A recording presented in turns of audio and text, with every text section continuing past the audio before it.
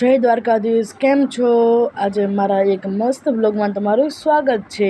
જો આપણે મસ્ત દિવાબત્તી કરી નાખ્યા છે, સાંજનો સમય થઈ ગયો છે અને મમ્મી બનાવતા હતા, વરસાદ ફૂલ આવ્યો હતો આજે, અને મમ્મી બનાવતા હતા પુડલા. પુડલા તો ખાવાની એવી મજા આવે, મસ્ત બને. જો બાજરાના અને ચણાના લોટના બે મિક્સ કરીને આપણે કરવાના છે પુડલા. આ જો આપણે બાજરાનો લોટ લઈ લીધો છે અને પછી આપણે લીધો છે ચણાનો લોટ.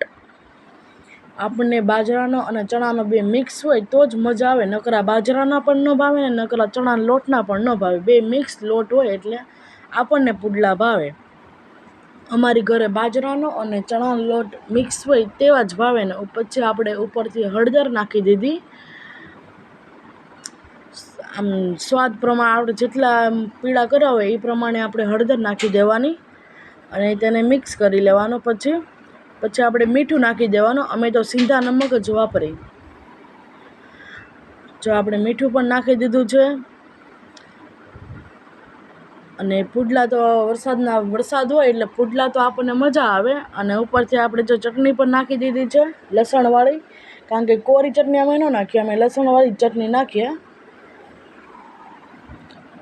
અને બધો મસાલો નાખીને પછી પુડલા ખાવાની એવી મજા આવે તમે વાત જ ન પૂછો. અને પુડલા તો બધાને ભાવતા જ હોય, કારણ કે પુડલા ગરમ ગરમ ખાવાની એવી મજા આવે ને, એને વાત જ ન પૂછો તમે. અને અમારે પુડલા તો આમ ઠંડી હોય, વરસાદ જેવું હોય ત્યાં જ બને. આમ ગરમીમાં તો પુડલા ન બને. ઉપરથી આપણે ધાણાભાજી નાખી દીધા છે,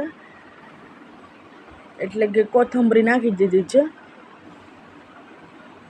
એટલે સ્વાદ આવે. કોથમરી અમારે તો તમને ખબર જ છે, ધાણાભાજી અમારે બધા શાકમાં હોય, કાંઈ પણ નવીન બનાવીએ તેમાં હોય. ધાણાભાજી તો અમારી ઘરે હોય જ.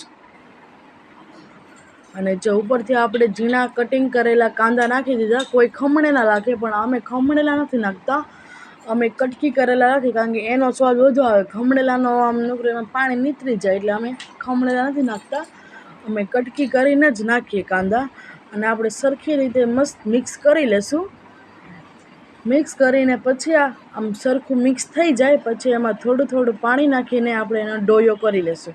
કારણ કે આનો લોટ તો ન બાંધવાનો હોય પુડલાનો, આનો તો ડોયો જ કરવાનો હોય. એટલે જો મસ્ત આપણે મિક્સ થઈ ગઈ છે, અને જો ઉપરથી થોડું થોડું પાણી નાખી દઈએ આપણે મિક્સ કરવા માટે. અને તમને હળદર ઓછી પડતી હોય તો હળદર ઉપરથી આપણે નાખી શકીએ. અમારે તો માપે જ છે. આમાં હજી મિક્સ થતું નથી એટલે લાગે નહીં, કારણ કે હરખું મિક્સ થઈ જાય એટલે હળદર આપણી માથે આવી જાય. જો હળદર દેખાવા પણ મળી છે. બહુ પછી પીળા ન હોવા, માપે હોય તે મજા આવે એમ. જો આપણે મસ્ત મિક્સ કરી લઈશું.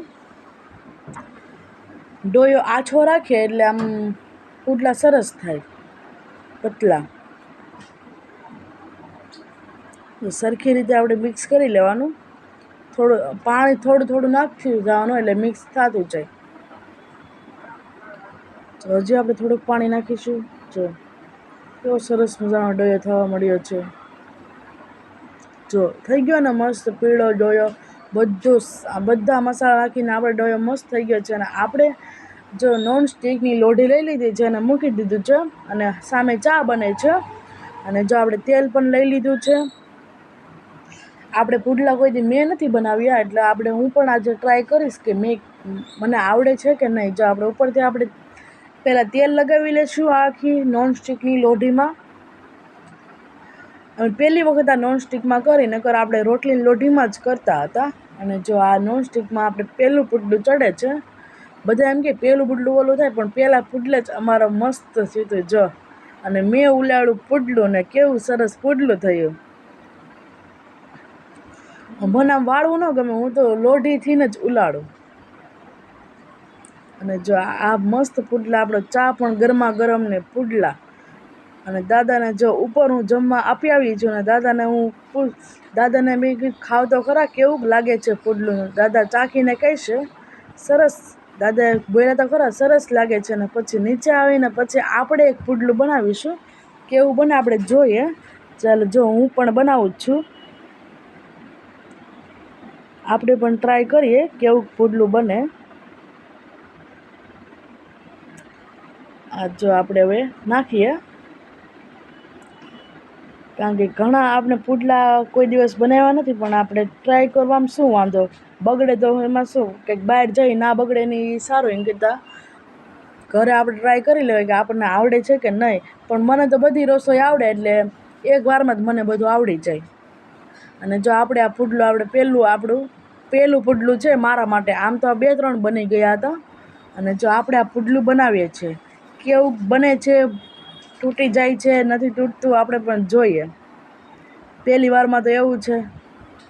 અને જો હવે આપણે ઉથલાવીએ છીએ, જો જરીક વળી ગયું છે, પણ આમ તો મસ્ત બન્યું છે આપણું પુડલું.